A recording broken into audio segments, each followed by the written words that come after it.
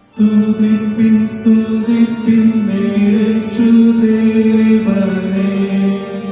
Hallelujah പാടി സ്തുതിപ്പിൻ സ്തുതിപ്പിൻ യേശുദേവനെ. സ്തുതിപ്പിൻ ലോകത്തിൻ പാപത്തെ നീക്കുവാൻ അധിപനായി വന്ന ദൈവകുഞ്ഞാടിനെ. സ്തുതിപ്പിൻ സ്തുതിപ്പിൻ യേശുദേവനെ.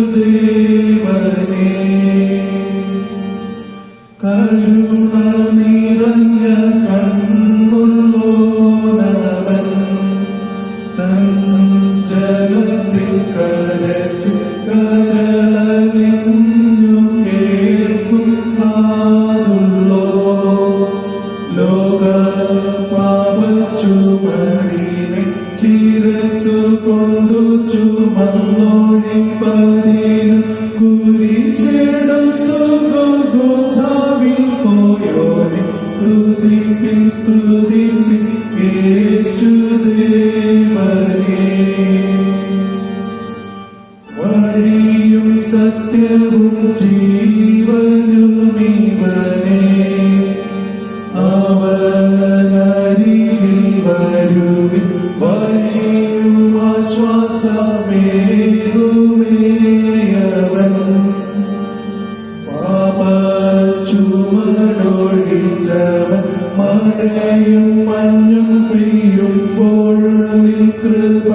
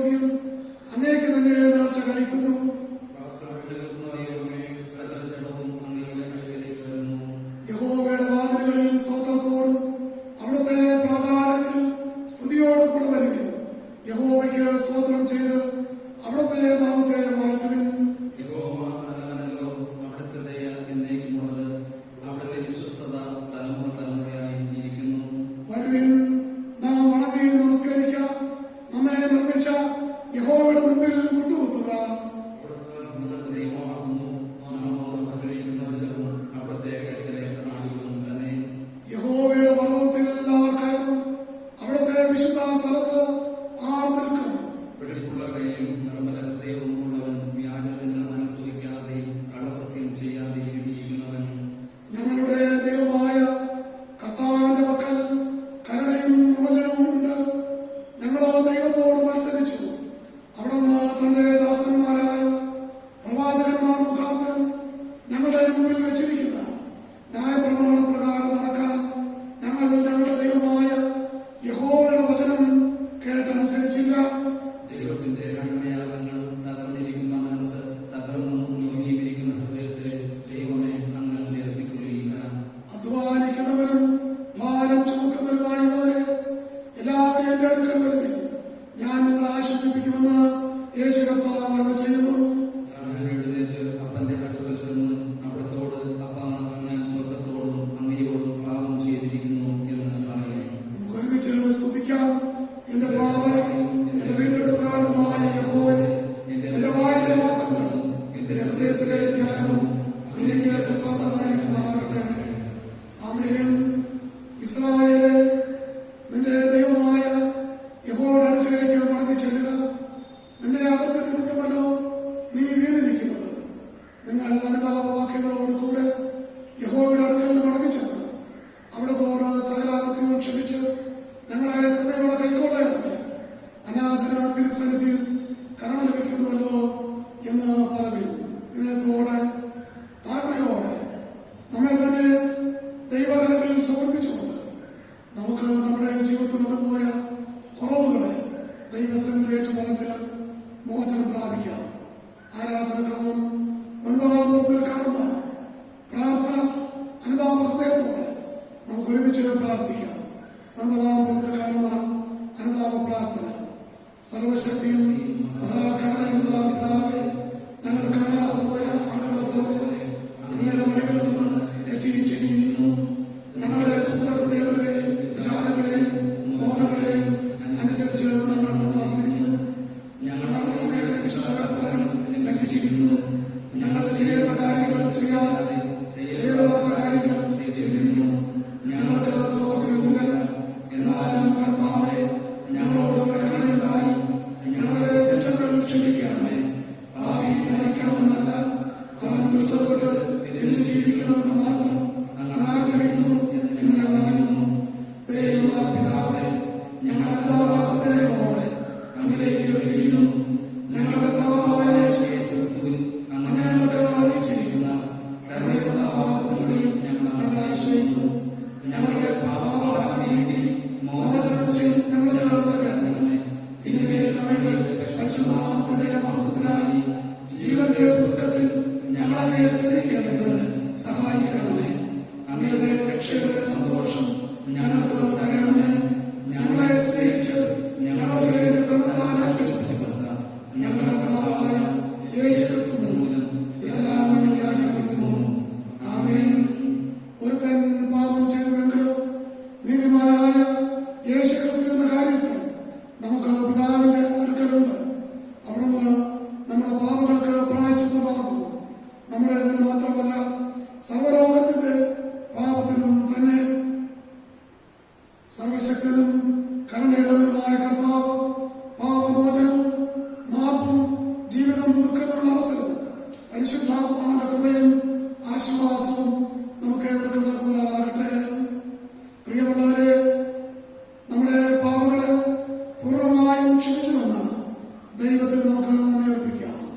മാത്രമല്ല, കഴിഞ്ഞ ഒരു മാസം നമ്മെ നടത്തിയ ദൈവത്തിന് നമുക്ക് നന്ദി അർപ്പിക്കാം. വിചാരിച്ചതിനും നിലച്ചതിനും അത്യന്തപരമായ നന്മകൾ സ്വർഗത്തിൽ ദൈവം നമ്മുടെ ജീവിതയാത്രയിൽ നൽകിയല്ലോ. എല്ലാ നന്മകളെയും ഓർത്ത് പൊതുവെള്ള സ്തോത്രം നമുക്ക് സമർപ്പിക്കാം. 15-ാം ദിവസത്തിൽ കാണുന്ന പൊതുവെള്ള സ്തോത്ര പ്രാർത്ഥന ഈ സമയം നമുക്ക് ഉപയോഗിക്കാം. ഓരോ പ്രാർത്ഥനയുടെ പിന്നാലെ ഞങ്ങളങ്ങനെ സ്തുതിക്കുന്നുവെന്ന് സഭ നന്ദി നിറഞ്ഞ ഹൃദയത്തോടുകൂടെ പ്രതിവാക്യമായി പറയണം. ഞങ്ങളങ്ങനെ സ്തുതിക്കുന്നുവെന്ന് സഭയ്ക്ക് പ്രതിവാക്യമായി പറയാം. നിത്യനായ ദൈവമേ, അങ്ങ് നീതിയും വിശുദ്ധിയും സ്നേഹമുള്ളവരാകയാൽ അങ്ങ് സകലത്തെയും ഭരിക്കുന്നത് കൊണ്ട് ക്രിസ്തു യേശുവിൽ ദൈവം തന്നെ നമുക്ക് വെളിപ്പെടുത്തിയിരിക്കുന്നത് കൊണ്ട് മാതാപിതാക്കന്മാർ, മക്കൾ, ദമ്പതികൾ,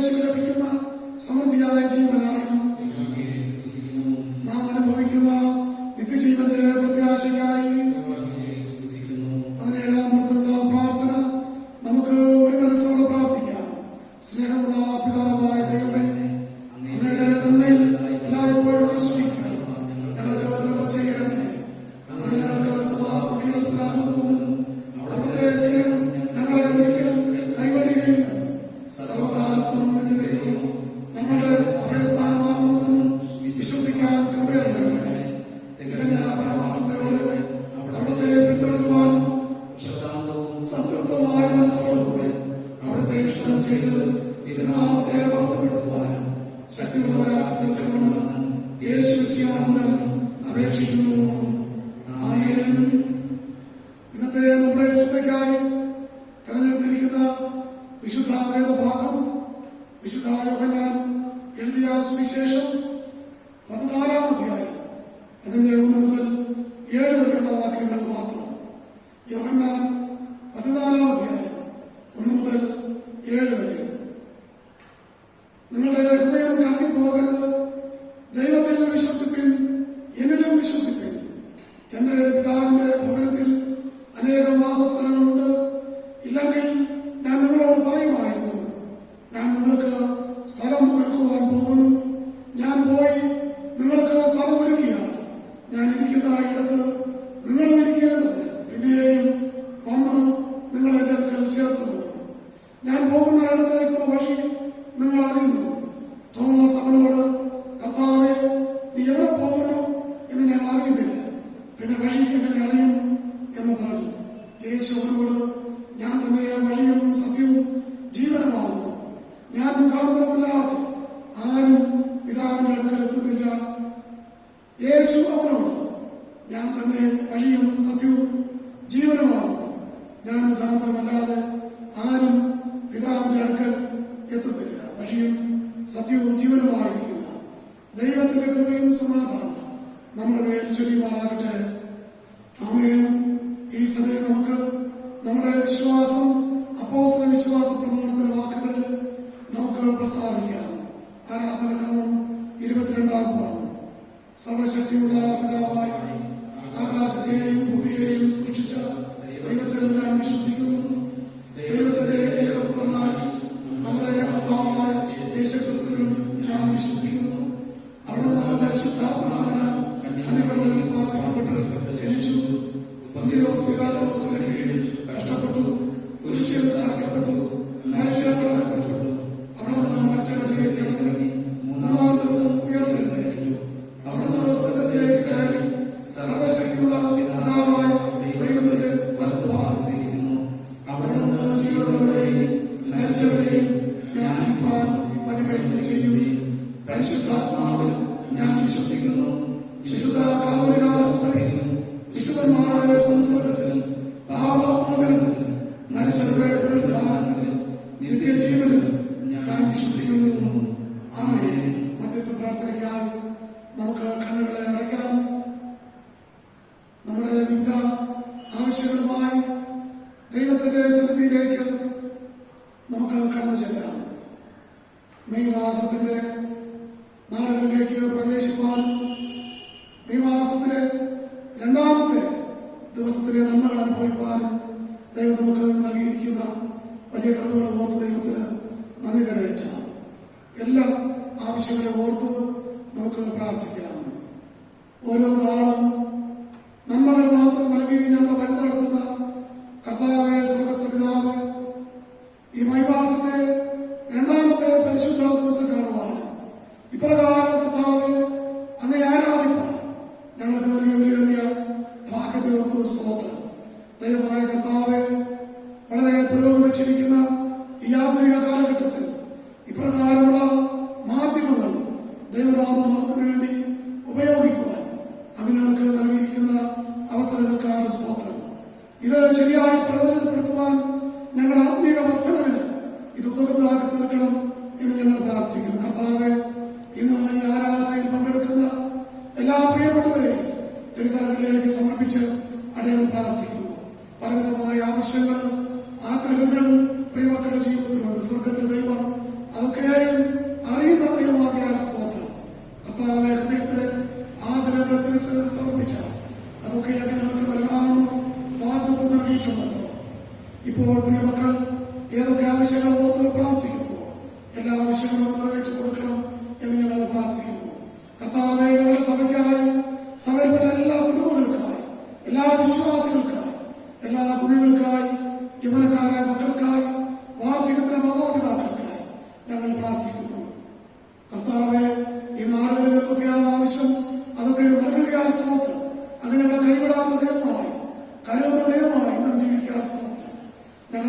സഭയ്ക്ക് കർത്താവിനെ നാളിൽ നേർന്നു നൽകുന്ന സഭാ കമ്മിറ്റി അംഗങ്ങൾക്കായി ഞങ്ങൾ പ്രാർത്ഥിക്കുന്നു. 11 കർത്താവിനെ ഡീക്കന്മാരെയും അവരുടെ കുടുംബങ്ങളെയും സ്വർഗത്തിൽ ദൈവമേ നാടുകളിൽ അനുഗ്രഹിക്കണമെന്ന് ഞങ്ങൾ പ്രാർത്ഥിക്കുന്നു.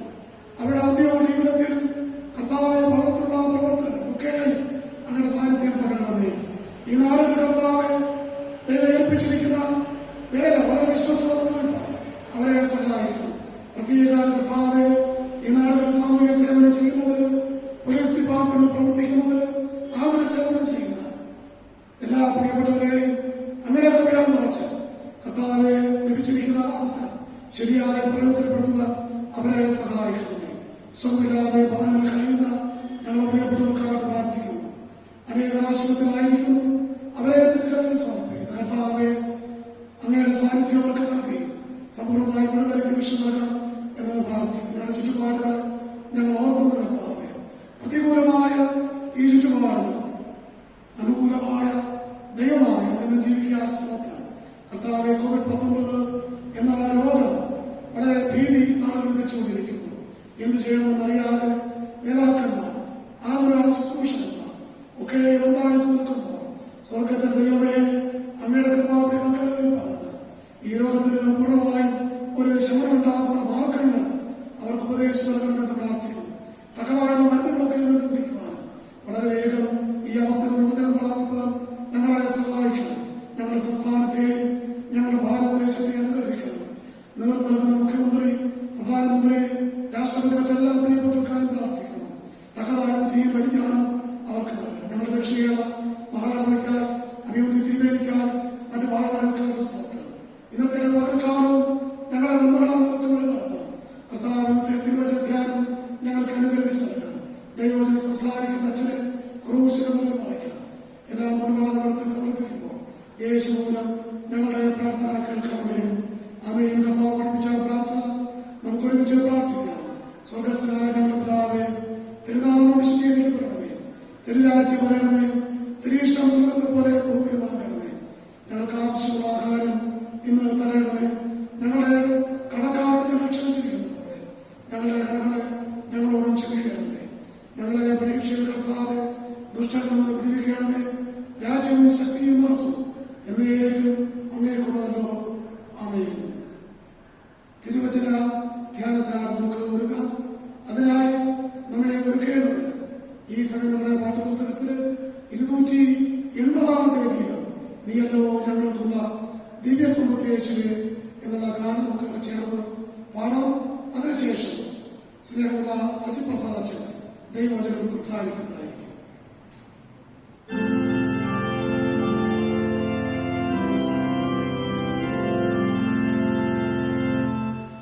നീയല്ലോ ഞങ്ങൾക്കുള്ള ദിവ്യ സമ്പത്തേശുവേ, നീയല്ലാതില്ല ഭൂമിയിൽ ആഗ്രഹിപ്പാനാരുമേ. നീയല്ലാതില്ല ഭൂമിയിൽ ആഗ്രഹിപ്പാനാരുമേ. നീയല്ലോ ഞങ്ങൾക്കുള്ള ദിവ്യ സമ്പത്തേശുവേ. നീയല്ലോ ഞങ്ങൾക്കായി മണ്ണിടത്തിൽ വന്നതും നീചരാം ഞങ്ങളുടെ പാപമെല്ലാം ഏറ്റതും. നീചരാം ഞങ്ങളുടെ പാപമെല്ലാം ഏറ്റതും. നീയല്ലോ ഞങ്ങൾക്കുള്ള ദിവ്യ സമ്പത്തേശുവേ.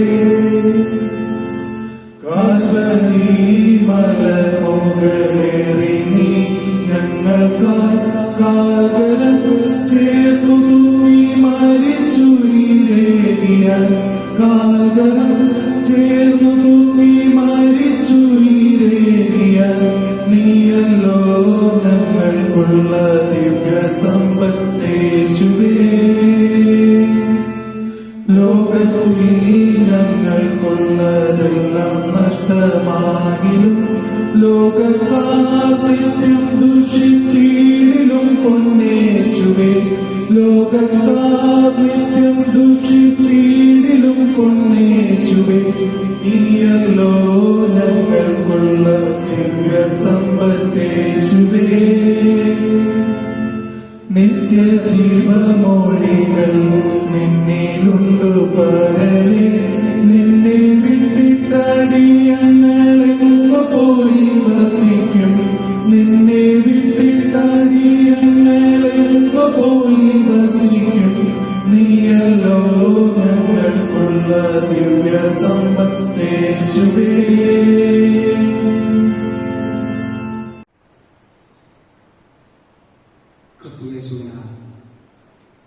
തിരഞ്ഞെടുക്കപ്പെട്ട പ്രിയ ദൈവജനമേ, നിങ്ങൾക്കെല്ലാവർക്കും വഴിയും സത്യവും ജീവനുമായ ക്രിസ്തു യേശുവിന്റെ മഹത്വമുള്ള നാമത്തിൽ എന്റെ സ്നേഹവന്ദനം. 2020 ജനുവരി മുതൽ ഏപ്രിൽ മാസം വരെ ദൈവത്തിന്റെ വലിയ കൃപയുടെ മറവിൽ നമ്മെല്ലാവരെയും മറച്ചു. 4 മാസങ്ങൾ പിന്നിടുമ്പോൾ 5-ാമത്തെ മാസത്തിന്റെ 2-ാമത്തെ വിശുദ്ധ ഞായറാഴ്ച ദിവസത്തിൽ ദൈവാരാധനയിൽ പങ്കുചേരുന്നതിനും ദൈവത്തെ മഹത്വപ്പെടുത്തുന്നതിനും ദൈവം നൽകിയ വിലപ്പെട്ട അവസരത്തെ ഓർത്ത് ഞാൻ ദൈവത്തിന് സ്തോത്രം കരയറ്റുന്നു. രോഗപ്രതിരോധ രംഗത്തും പ്രതിരോധ വാക്സിനുകളുടെ ഗവേഷണ രംഗത്തും മാനവരാശി ഏറെ മുന്നോട്ട് പോയി കഴിഞ്ഞു.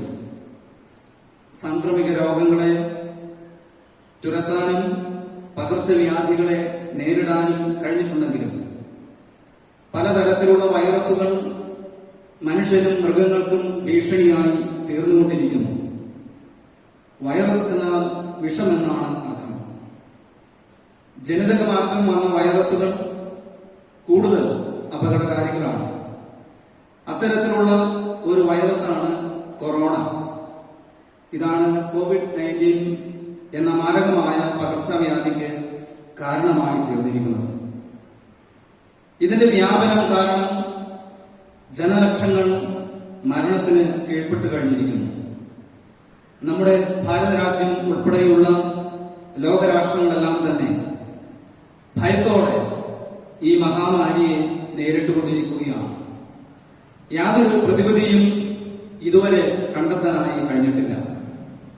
ഇവിടെ ലോക പരിജ്ഞാനത്തെക്കാൾ ഉപരി ദൈവിക പരിജ്ഞാനം ആവശ്യമായിരിക്കുന്നു.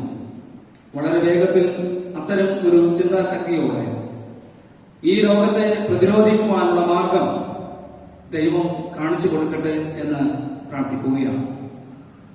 ഇന്ന് വായിച്ച വിശുദ്ധ യോഹന്നാൻ എഴുതിയ സുവിശേഷം 14-ാം അധ്യായം 1 മുതൽ 7 വരെയുള്ള ഭാഗങ്ങളെ അടിസ്ഥാനപ്പെടുത്തി മാർഗമായ ക്രിസ്തുവിലുള്ള വിശ്വാസം എന്ന വിഷയത്തിൽ നിന്ന് ചില വേദപുസ്തക ചിന്തകൾ നമുക്കൊരുമിച്ച് പങ്കുവയ്ക്കാം എന്നാണ് ആഗ്രഹിക്കുന്നത്. വിശുദ്ധ യോഹന്നാൻ എഴുതിയ സുവിശേഷം 14-ാം അധ്യായം 6-ാമത്തെ വാക്യം ഇങ്ങനെ നമ്മെ പഠിപ്പിക്കുന്നുണ്ട്. യേശു അവരോട്, ഞാൻ തന്നെ വഴിയും സത്യവും ജീവനും ആകുന്നു. ഞാൻ മുഖാന്തരമല്ലാതെ ആരും പിതാവിന്റെ അടുക്കൽ എത്തുന്നില്ല എന്നാണ്. പിതാവായ ദൈവം തന്റെ പുത്രനായ യേശു ക്രിസ്തുവിലൂടെ മനുഷ്യന് വഴിയും സത്യവും ജീവനും പ്രദാനം ചെയ്തിരിക്കുന്നു. പുതിയ നിയമ വിശ്വാസികളുടെ വലിയ ഉറപ്പും ധൈര്യവും അതായിരുന്നു ക്രിസ്തുവാകുന്ന വഴിയിലൂടെ നടക്കാൻ, ആ സത്യത്തിൽ സഞ്ചരിച്ച് സമൃദ്ധിയായ ജീവൻ പ്രാപിക്കാൻ ക്രിസ്തു വിശ്വാസി എന്ന നിലയിൽ എനിക്കും നിങ്ങൾക്കും കഴിയേണ്ടത് ആവശ്യമാണ്. സ്വർഗത്തെക്കുറിച്ചും അവിടേക്കുള്ള വഴിയെക്കുറിച്ചും ക്രിസ്തു സംസാരിക്കുമ്പോൾ വളരെ ആത്മാർത്ഥമായ ഒരു ചോദ്യം തന്റെ അപ്പോസ്തലനായ തോമസ് അപ്പോസ്തലൻ ചോദിക്കുന്നു. ഇവിടെ മനസ്സിലാകാത്ത കാര്യത്തെ മനസ്സിലായി എന്ന് ഒരിക്കലും പറയാത്ത ആൾ, അങ്ങേയറ്റം ആത്മാർത്ഥതയുള്ള ആളും അതേസമയം വ്യക്തതയില്ലാത്ത പ്രകടനങ്ങളെ കുറിച്ച് വ്യക്തമായി അറിയാനുള്ള ആകാംക്ഷയും ഉള്ളിലുണ്ടായിരുന്ന ഒരു ശിഷ്യനാണ് തോമസ് അപ്പോസ്തലൻ. തന്റെ ഗുരുവായ യേശുവിനോട് ചോദിക്കുകയാണ്. 5-ാമത്തെ വാക്യത്തിൽ ഇങ്ങനെ പറയുന്നു, കർത്താവേ, നീ എവിടെ പോകുന്നു എന്ന് ഞങ്ങൾ അറിയുന്നില്ല, പിന്നെ വഴി എങ്ങനെ അറിയും? അപ്പോൾ കർത്താവിന്റെ മറുപടിയാണ്, ഞാൻ തന്നെ വഴിയും സത്യവും ജീവനുമാകുന്നു. ഞാൻ മുഖാന്തരമല്ലാതെ ആരും പിതാവിന്റെ അടുക്കൽ എത്തുന്നില്ല എന്നത്. പ്രിയമുള്ളവരെ, ഈ ലോക ജീവിതയാത്രയിൽ നമുക്ക് ഒരു സ്ഥലത്ത് നിന്നും മറ്റൊരു സ്ഥലത്തേക്ക് പോകുവാൻ ഏറെ വഴികളുണ്ട്. വേദപുസ്തകം വഴികളുടെ ഒരു പട്ടിക തന്നെ നൽകിയിട്ടുണ്ട്. സ്വർഗത്തേക്കുള്ള വഴി, നരകത്തിലേക്കുള്ള വഴി, നീതിമാന്റെ വഴി, ദുഷ്ടന്റെ വഴി, നന്മയുടെ വഴി, തിന്മയുടെ വഴി, ഇടുക്കമുള്ള വഴി, വിശാലമായ വഴി. ഇങ്ങനെ വേദപുസ്തകം വിവിധങ്ങളായ രീതിയിൽ നിത്യജീവനെയും നിത്യമരണത്തെയും പ്രതിപാദിക്കുന്ന വഴികൾ വ്യത്യസ്ത മേഖലകളിലൂടെ നമ്മെ ഓർമ്മപ്പെടുത്തുകയും പഠിപ്പിക്കുകയും ചെയ്യുകയാണ്. ഏത് മാർഗമാണ് ഞാനും നിങ്ങളും സ്വീകരിക്കുന്നത്? ജീവന്റെ വഴി നഷ്ടമായ മനുഷ്യകുലത്തിന് ജീവൻ നൽകുവാൻ വന്ന യേശു വ്യക്തമായി പറഞ്ഞത്, ഞാനാണ് സ്വർഗത്തിലേക്കുള്ള വഴി എന്നാണ്. വഴിയറിയാതെ ജീവിക്കുന്ന മനുഷ്യ സമൂഹത്തെ നോക്കി യേശു ഇന്നും പ്രഖ്യാപിക്കുന്നത് ഇതുതന്നെയാണ്. നമുക്ക് നിത്യരാജ്യം ആവശ്യമാണോ? നിത്യമായ സന്തോഷം നമുക്ക് ആവശ്യമാണോ? നിത്യമായ ഭവനത്തിലേക്ക് എത്തിച്ചേരണമെന്ന് എനിക്ക് നിങ്ങൾക്കും ആഗ്രഹമുണ്ടോ? അവിടെ കർത്താവ് നമ്മെ ഓർമ്മപ്പെടുത്തുന്നത്, ഞാനാണ് സ്വർഗത്തിലേക്കുള്ള വഴി.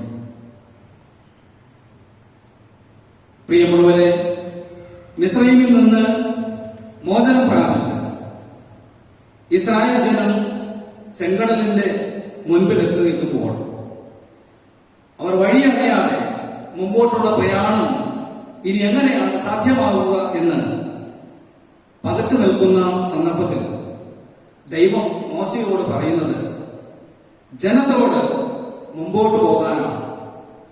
മുമ്പിൽ ചെങ്കടലാണ്. ഈ വെള്ളത്തിന്മീതെ എങ്ങനെയാണ് നടക്കുന്നത്? ഈ വെള്ളത്തിലൂടെ എങ്ങനെയാണ് മുൻപോട്ട് പോകുന്നത്?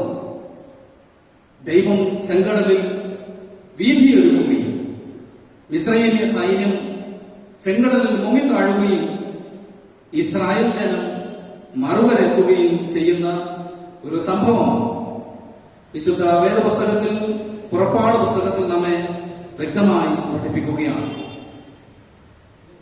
ഇവിടെ സുവിശേഷകൻ പറയുന്നത്, യേശു മുഖാന്തരമല്ലാതെ ആരും പിതാവിന്റെ അടുക്കൽ എത്തുന്നില്ല എന്നാണ്.